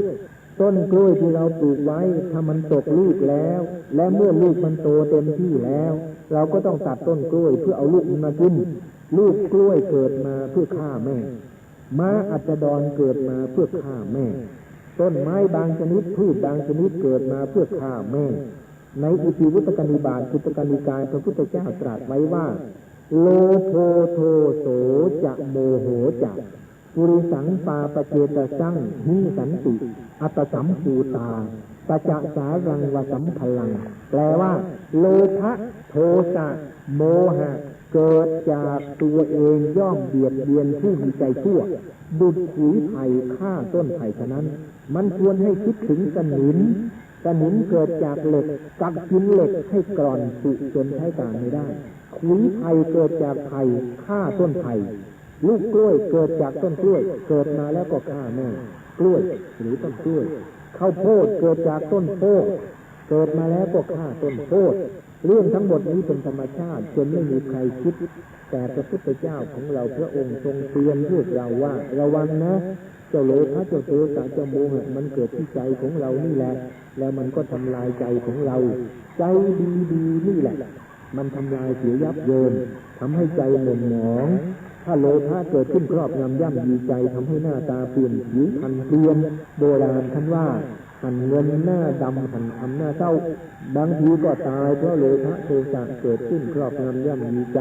ทำให้หน้าตาผิวพรรณเปลี่ยนเห็นอะไรผิดไปจากความจริงเช่นเห็นช้างตัวเท่าหมูบางทีตายเพราะโทสะโมหะเกิดขึ้นที่ใจครอบงำย่ำยีใจทำให้เห็นผิดเป็นชอบเห็นกงจากเป็นดอกบัวเห็นที่ดีกว่าไส้เห็นเมียดีกว่าแม่คนเราถ้าลงได้หลงแล้วความคิดมันกลับบางทีก็ตายเพราะความหลงคนไม่ใช่ไผ่คนไม่ใช่ม้าคนไม่ใช่กล้วยเกิดมาแล้วอยากฆ่าพ่ออยากฆ่าแม่เกิดมาแล้วอยากทำลายแม่เกิดมาแล้วต้องทำให้แม่มีความสุขมีความภูมิใจสุขใจดีใจอิ่มใจนอกจากนั้นแล้วพึงระมัดระวังอย่าให้ลูก3ตัวคือลูกโลภะลูกโทสะลูกโมหะมันเกิดขึ้นในใจเพราะมันจะครอบงำย่ำยีใจเหมือนสนิมเกิดจากเหล็กกัดกินเหล็กฉะนั้นขอให้ท่านผู้ฟังทุกท่านได้โปรดดำเนินชีวิตโดยสำหรับธรรมะมันเป็นคำสอนในศาสนาเป็นประทีปส่องทางชีวิต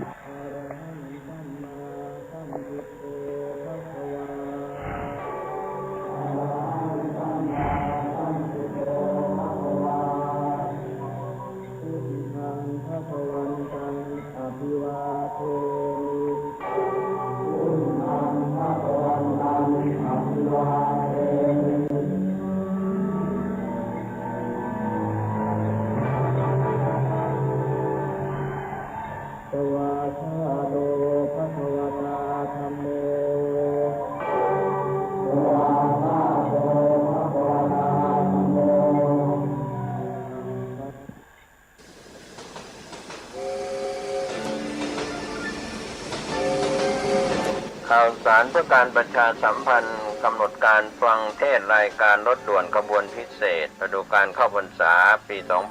2565 จัดโดยคณะสงฆ์จังหวัดเชียงใหม่ องค์กรเครือข่ายชาวพุทธจังหวัดเชียงใหม่ดำเนินงานโดยกลุ่มหนุ่มสาวจังหวัดเชียงใหม่ขบวนที่ 9 18 กันยายน 2565 แรม 8 ค่ำเดือน 12 เหนือรถด่วนไปยังวัดลังกาตำบลพระห้ามอำเภอเมืองเชียงใหม่จังหวัดเชียงใหม่ 20 นาฬิกาฟังพระธรรมเทศนา1 กันขบวนที่ 10 25 กันยายน 2565 แรม 15 ค่ำเดือน 12 เหนือเดินทางไปยังวัดอรัญยวาสตำบลบ้านปงอำเภอหางดงจังหวัดเชียงใหม่ 20 นาฬิกาฟังพระธรรมเทศนา1 กันขบวนที่ 11 3 ตุลาคม 2565 ขึ้น 8 ค่ำเดือนเกียงไปยังวัดสันป่าแดงตำบลต้นเปาอำเภอสันกำแพงจังหวัดเชียงใหม่ 20 นาฬิกาฟังพระธรรมเทศนา1 กันขบวนสุดท้าย 10 ตุลาคม 2565 ขึ้น 15 ค่ำเดือนเกียงเดินทางไปยังพุทธสถานเชียงใหม่ก็เป็นวันมอบโล่กลุ่มหนุ่มสาวจังหวัดเชียงใหม่เป็นเจ้าภาพในช่วง 20 นาฬิกาก็เป็นรายการกำหนดการรถด่วนขบวนพิเศษเทศกาลเข้าพรรษาในปี 2565 จัดโดยคณะสงฆ์จังหวัดเชียงใหม่องค์กรเครือข่ายชาวพุทธจังหวัดเชียงใหม่โดยมีกลุ่มหนุ่มสาวจังหวัดเชียงใหม่ดำเนินการก็เป็นกำหนดการที่ท่านจะได้ไปร่วมกิจกรรมในส่วนของรถด่วนขบวนพิเศษในปีนี้ก่อนจากยกมือไหว้กันส่งสัญญาณพบกันอีกข่าวสารเพื่อการประชาสัมพันธ์ขอเชิญชวนผู้ใจบุญร่วมบุญจัดซื้อที่ดินถวายวัดกู่มาปินร้าง300 ปีบ้านป่าขุยหมู่ที่ 3 ตำบลสันปูเลยอำเภอดอยสะเก็ดจังหวัดเชียงใหม่เพื่อขยายพื้นที่วัดเพิ่มขึ้นเนื่องจากวัดมีพื้นที่น้อยจะทำการสร้างเป็นศาสนสถานที่ปฏิบัติธรรมสืบสานศาสนาต่อไปร่วมบุญได้ที่ธนาคารกรุงเทพเลขที่บัญชี 772-015-2391 ชื่อบัญชีวัดชัยสถานเพื่อบูรณะวัดกู่มาปินหรือร่วมบุญติดต่อโดยตรงที่พระธวัชชัยธีรปัญโย 0801732709 065-020-9009 ข่าวสารเพื่อการประชาสัมพันธ์ก็มีความสนใจที่จะจัดทำหนังสือชุดความรู้เรื่องพระพรหมมงคลฝ่ายวิปัสสนาทองสิริมังคโรศาสนบุคคลคุณภาพกับการเผยแผ่พระพุทธศาสนาก็จะมีการจัดพิมพ์ 2,500 เล่มภาษาไทย 2,000 เล่มภาษาอังกฤษ 500 เล่มท่านที่สนใจร่วมบุญบริจาคได้ที่บัญชีธนาคารกรุงไทยเลขที่บัญชี 5111714383 ชื่อบัญชีพระครูภาวนาโสภิตบุญญวิสิทธิ์เมืองวงติดต่อสอบถามได้ที่พระครูภาวนาโสภิตฝ่ายปัจจนาด็อกเตอร์เจ้าอาวาสวัดบ้านเหล่าพระเจ้าตาเขียวอำเภอป่าซางเชียงใหม่โทร 0969521159 ได้ทุกวัน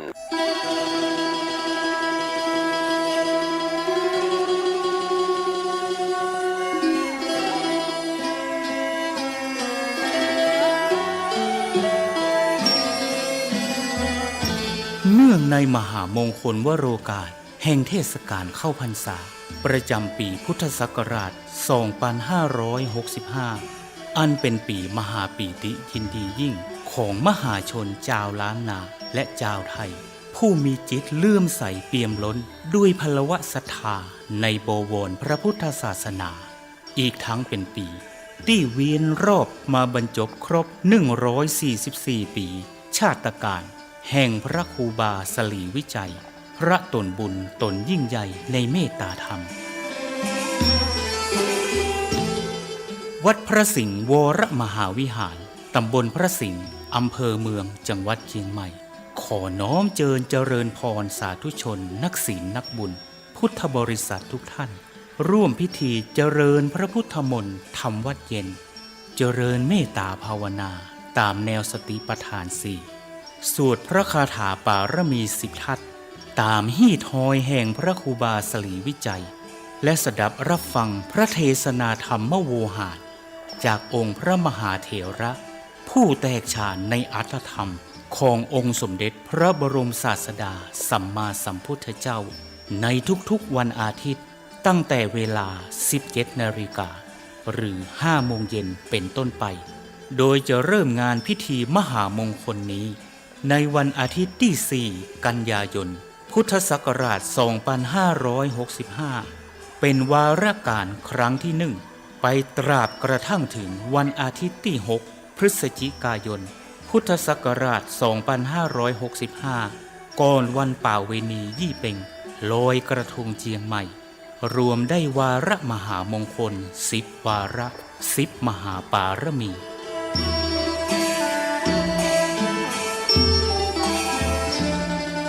ปวงท่านมหาศรัทธานาบุญผู้มีความสนใจเข้าร่วมพิธีทำวัดเย็นเจริญเมตตาภาวนาสั่งสมปารมีทั้ง10 ทัศอันมีทานปารมีเป็นต้นและมีอุเบกขาปารมีเป็นที่สุดนั้นขอน้อมเจริญพรร่วมพิธีได้ที่พระวิหารหลวงวัดพระสิงห์วรมหาวิหารตำบลพระสิงห์อำเภอเมืองจังหวัดเชียงใหม่และท่านที่มีจิตเจตจำนงประสงค์ใคร่ร่วมบำเพ็ญมหาทานปารมีถวายกันเทศแด่พระมหาเถระผู้แสดงพระธรรมเทศนาและถวายน้ำปานะแด่พระภิกษุสงฆ์สามเณรนั้นขอน้อมร่วมทำบุญหรือแจ้งความประสงค์ของท่านได้ที่พระเดชพระคุณหลวงพ่อพระเทพสิงหวราจารย์เจ้าอาวาสวัดพระสิงห์วรมหาวิหารโทรศัพท์081-883-8752หรือที่ท่านพระครูปริยัติกิจจาภิวัตรผู้ช่วยเจ้าอาวาสวัดพระสิงห์วรมหาวิหารโทรศัพท์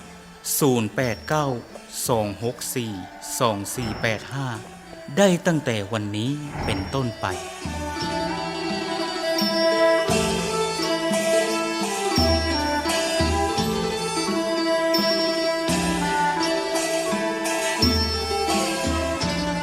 ขอมหาพลานิสงส์อันจะเกิดแต่เนื้อนาบุญอันบริสุทธิ์ของมหาศรัทธาทุกท่านอีกทั้งพระพุทธปารมีแห่งองค์หลวงพ่อพระศรีสันเพชรหรือหลวงพ่อโตที่สถิตสถาพรเป็นองค์พระประธานอยู่ณพระวิหารหลวงวัดพระสิงห์วรมหาวิหารอีกทั้งอานุภาวะแห่งองค์พระพุทธสิหิงค์พระสิงห์หลวงและอำนาจแห่งพระปารมีทั้ง10 ทัศของพระครูบาสลีวิจัยจุงเป็นพลวะปัจจัยอันยิ่งโยชน์นำมาซึ่งความรุ่งโรจน์แห่งดวงจิตพิสุทธิ์น้อมนำทุกท่านฮืออิ่มเอมเอิบอิ่มดำดิ่งสู่วิมุตติธรรมแห่งองค์พระสัมมาสัมพุทธะกอบด้วยทั้งสัพพสันลภากายอันบริสุทธิ์บริบูรณ์ด้วยอายุการอันเป็นทิพย์มีวรรณพิสิทธิ์พันพุทธผ่องใสมีความสุขกายสบายใจด้วยทั้งพลานามัยพรั่งพร้อมสรรตราบรอดเถิงเติงตันยังอมตะมหาเนรพานอันเป็นที่สุดเสี่ยงแห่งอาสวะกิเลสในวัฏสงสารต่อการภายหน้านั้นจงทุกท่านทุกคนแด่เตอสา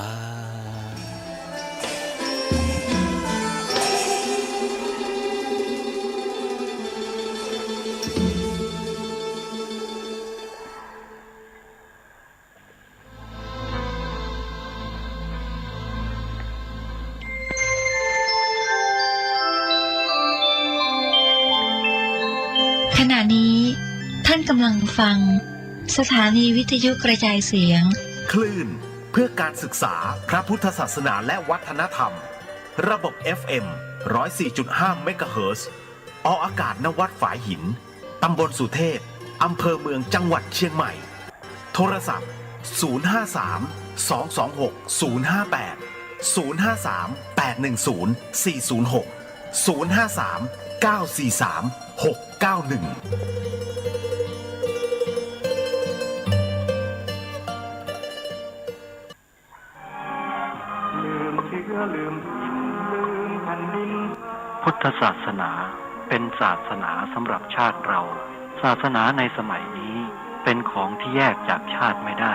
เป็นความจำเป็นที่เราทั้งหลายผู้เป็นไทย จะต้องมั่นคงอยู่ในศาสนาพระพุทธซึ่งเป็นศาสนาสำหรับชาติเราพระพุทธศาสนาก็ดีหรือศาสนาใดก็ดีที่ตั้งมั่นอยู่ได้ก็ด้วยความมั่นคงของผู้เลื่อมใส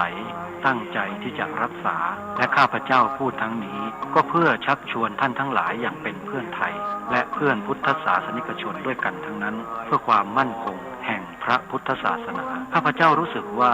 ได้ทำหน้าที่สมควรแก่อุปถัมภ์พระพุทธศาสนาเราจะตั้งใจรักษาศาสนาของเราด้วยชีวิตและถ้าท่านตั้งใจจะช่วยข้าพเจ้าในกิจอันใหญ่นี้แล้วก็จะเป็นที่พอใจข้าพเจ้าเป็นอันมากเพราะฉะนั้นเป็นหน้าที่ของเราทั้งหลายที่จะช่วยกันบำรุงรักษาพระพุทธศาสนาอย่าให้เสื่อมสูญไปการที่จะบำรุงพระพุทธศาสนาเราต้องรู้สึกก่อนว่าหลักของพระพุทธศาสนาคืออะไรเราจะถือว่าเราเป็นไทยด้วยกันหมดเราจะต้องรักษาความเป็นไทยของเราให้ยั่งยืนเราจะต้องรักษาพระพุทธศาสนาให้ถาวรวัฒนาการอย่างที่เป็นมาแล้วหลายชั่วโคตรของเราทั้งหลายพระบรมราโชวาทของพระบาทสมเด็จพระมงกุฎเกล้าเจ้าอยู่หัวรัชกาลที่ 6พระบรมราโชวาทก็ดีพระราชนิพนธ์ก็ดีหรือพระบรมราชโองการของพระมหากษัตริย์ถือเป็นบทบัญญัติแห่งกฎหมายทั้งหมดทั้งสิ้นการบัญญัติให้พระพุทธศาสนาเป็นศาสนาประจำชาติไทยไว้ในรัฐธรรมนูญจึงเป็นสิ่งที่ถูกต้องทั้งกฎหมายและทางโบราณราชประเพณี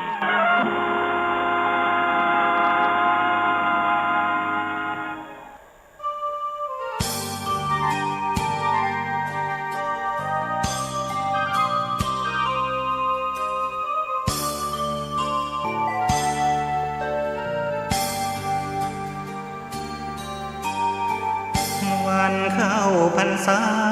เรามาร่วมใจเลิกดื่มสุราเมลัยถวายเป็นพุทธบูชาทุกสิ่งเสพติดทำลายชีวิตทั้งใจวาจาผิดศีลข้อที่ห้าสาเหตุให้เกิดเพศภัยใช้สติไตรตรองให้ลองคิดดูเหล้ายานั้นคือศัตรูก็กินทรัพย์สินภายในทำร้ายครอบครัวไร้ความสุขลูกเมียทุกใจเงินทองที่หามาได้สลายไปกับน้ำเมาตั้งจิตอธิษฐานสาบานไว้ว่าวันเข้าพรรษาเลิกราแล้วเข้าวัดทำบุญกันเถิดพวกเราให้พระขัดเกลากิเลสเบาบางหลวงพ่อเจ้าคุณท่านคอยห่วงใยอยากเห็นครอบครัวสดใสปลอดภัยในทุกทางเลิกเมาแล้วขับไม่ถูกจับปรับให้เสียสตางค์อย่าปล่อยตัวเข้าเกี่ยวว่างเสริมสร้างชีวิตครอบครัว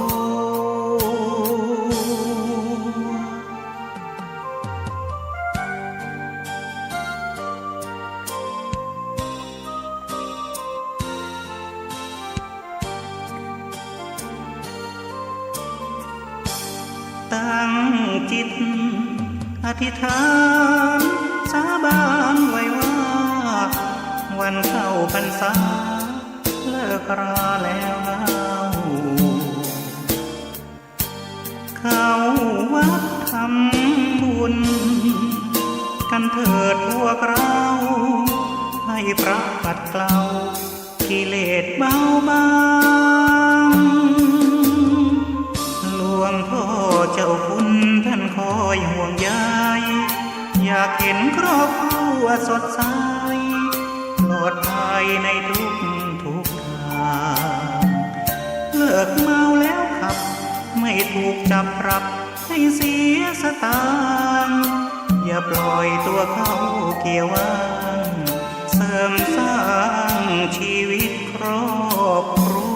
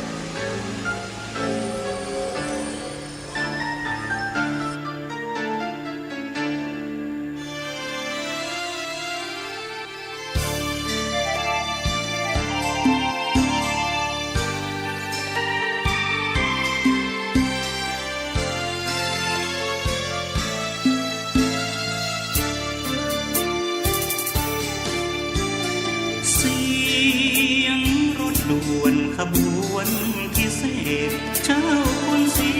ธรรมนิเทศโตกำเนิดธรรมสัญจร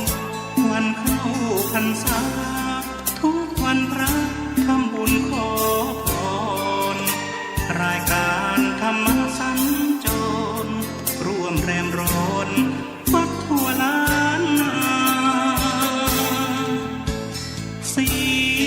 ยงสวดมนต์นักบุญชุดขาว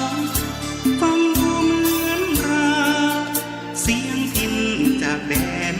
สวรรค์ไพเราะสนอหูประสานเสียงดังกังวานต่อหน้าองค์พระประธานอมยิ้มหวานให้ท่านนักบุญวันนี้เราต่างมาทั่วสารทิศแต่เราจิตรวมใจเป็นดวงเดียวกันเหมือนญาติพี่น้องร่วมต่อปัญหา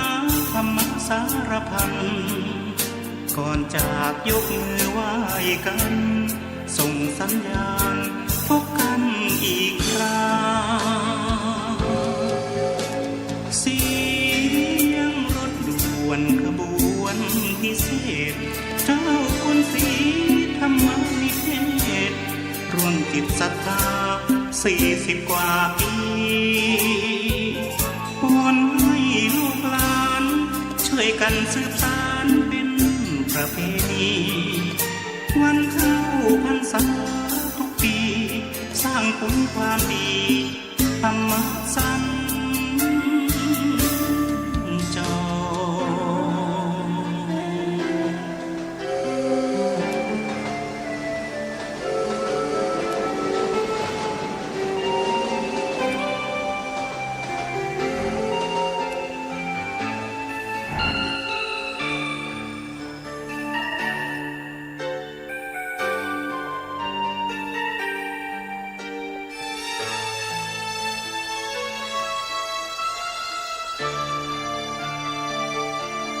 วันนี้เราต่างมาทั่วสารทิศแต่เราจิตรวมใจเป็นดวงเดียวกันเหมือนญาติพี่น้องร่วมต่อปัญหาธรรมสารพันก่อนจากยกมือไหว้กันส่งสัญญาณพบกันอีกคราเสียงรถด่วนขบวนพิเศษเจ้าคนสีธรรมนิเทศร่วมจิตศรัทธา40 กว่าปีวอนให้ลูกหลานช่วยกันสืบสานเป็นประเพณีวันเข้าพรรษาทุกปีสร้างผลความดีธรรมสัญจร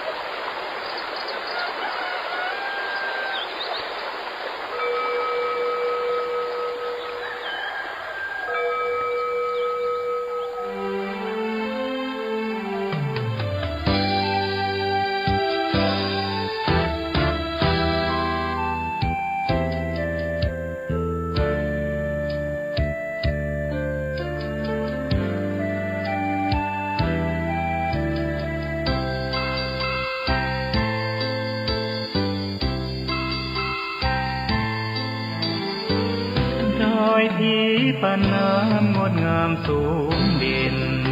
รอยธรรมเทระพระเนตรฝากเสียงผ่านสายลมลอยเชิญชวนศรัทธาร่วมบูรณาวัดป่าดงดอยยอดภูนางแก้วยังคอยทอแสงส่องฟ้าอำไพคลื่นธรรมสีขาวพาเราแช่มชื่นเป็นผู้รู้ผู้ตื่นเบิกบานทั้งกายและใจเคยแผ่คำสอนองค์ชินวรขจรกว้างไกลข่าวสารงานบุญที่ใดสื่อออนไลน์ไปถึงญาติโยมพระธาตุเจดีย์สีสองเมืองเปล่งประกายแล้วบนยอดดอยนางแก้วมีโอกาสแวะเวียนไหว้ชมจำลองจากดอยสุเทพดอยทุ่งคู่ธาตุบรมพลังแรงใจญาติโยมร่วมสร้างสมทานบารมีสีขาวคลื่นธรรมนำพาความสุขพระเนรชี้ทางคลายทุกข์เกิดปิติสุขให้ทุกทินทีเปิดฟังธรรมะพระจัดรายการหลายคลื่นความร่วมสร้างมหาทานบารมีพระธาตุเจดีย์สีสองเมือง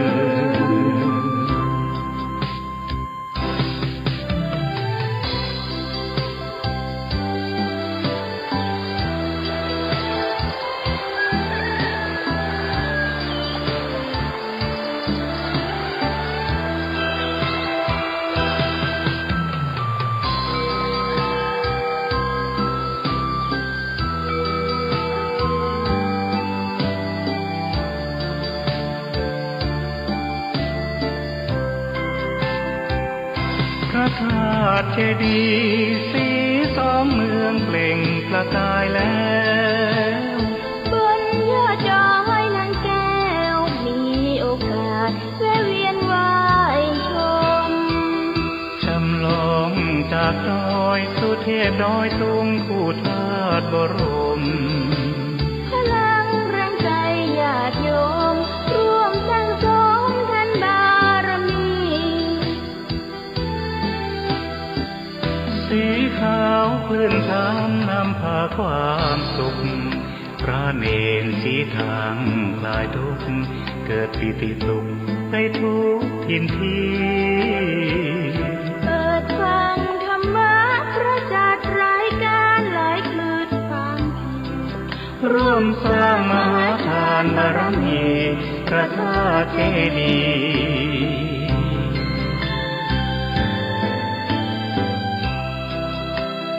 สีสองเมื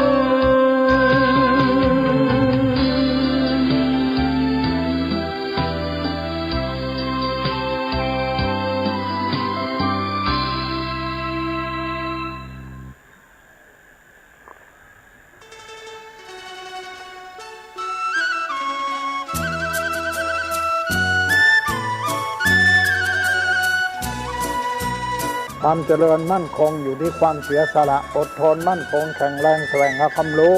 ต่อสู้กับศักดิ์กำจัดสิ่งเสื่อมติดเสริมสร้างชีวิตพอมีพอเพียงพระบาทสมเด็จพระเจ้าอยู่หัวท่านรับสั่งให้ใช้ชีวิตพอมีพอเพียงเราก็อยู่กันได้เพราะฉะนั้นคนไทยต้องสมัครสมานสามัคคี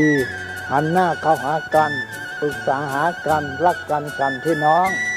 เราก็จะอยู่ได้เพราะเวลานี้ยุคโลกาภิวัตน์มันจะมีการเปลี่ยนแปลงทางขนบธรรมเนียมจริตประเพณีบางสิ่งบางอย่างก็ขอให้นึกถึงบรรพบุรุษของชาติว่าบรรพบุรุษปู่ย่าตายายเราได้สั่งสมอบรม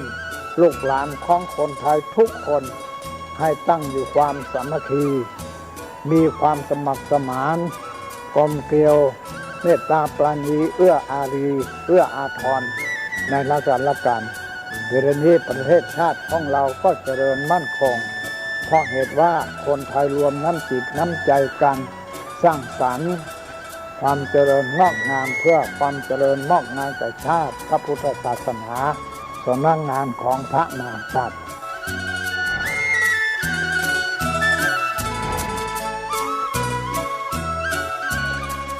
ธรรมะข้อคิดจากพระเดชพระคุณท่านเจ้าคุณพระเทพวิสุทธิคุณ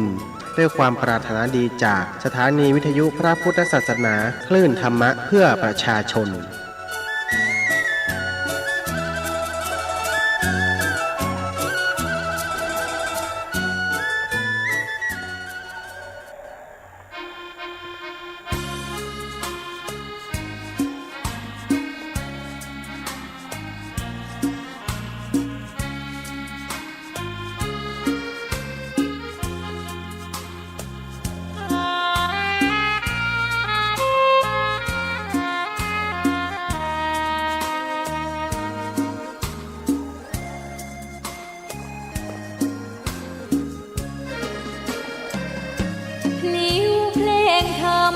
ถูกถ้อยคำเข้าถึงจิตใจ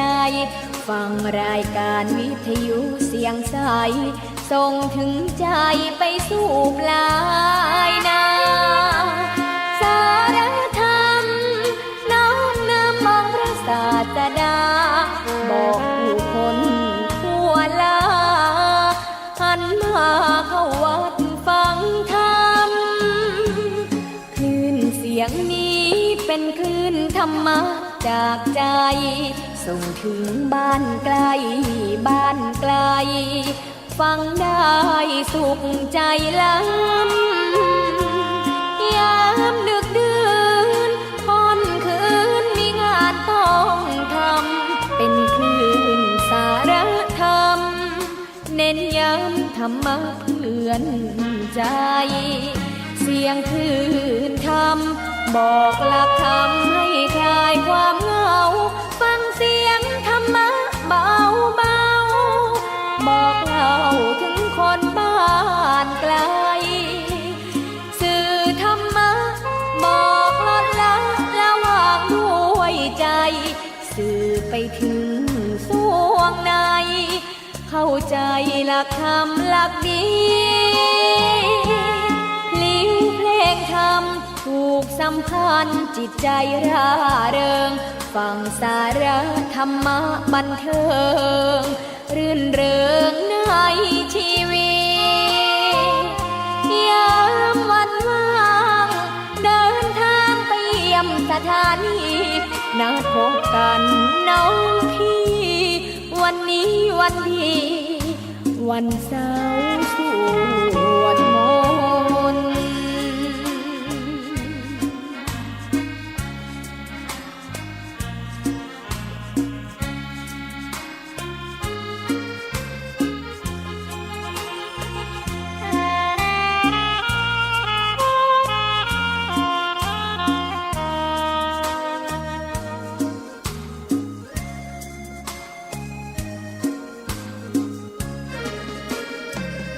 เสียงคลื่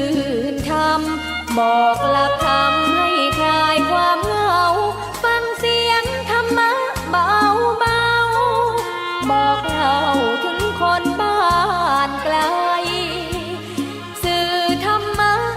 บอกลดละระหว่างด้วยใจสื่อไปถึงสวงในเข้าใจหลักธรรมหลักดีธรรมถูกสัมพันธ์จิตใจร่าเริงฟังสาระธรรมะบันเทิงรื่นเริงในชีวิตยามวันว่างเดินทางไปเยี่ยมสถานีนัดพบกันน้องพี่วันนี้วันดีวันเสาร์สวดมนต์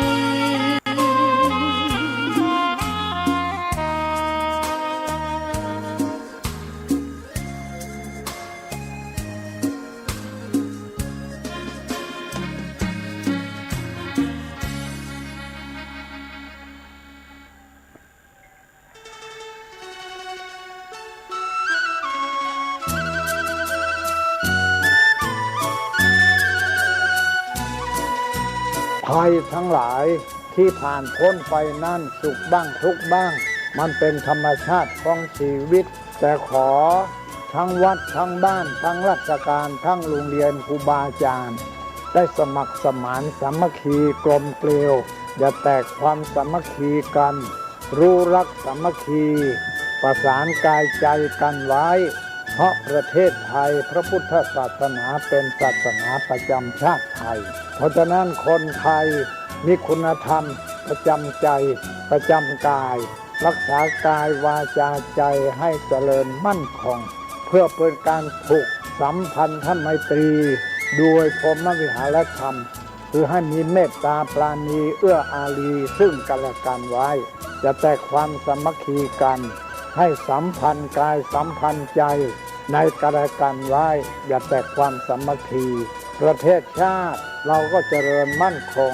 เศรษฐกิจเราก็เจริญมั่นคงสังคมเราก็เจริญมั่นคง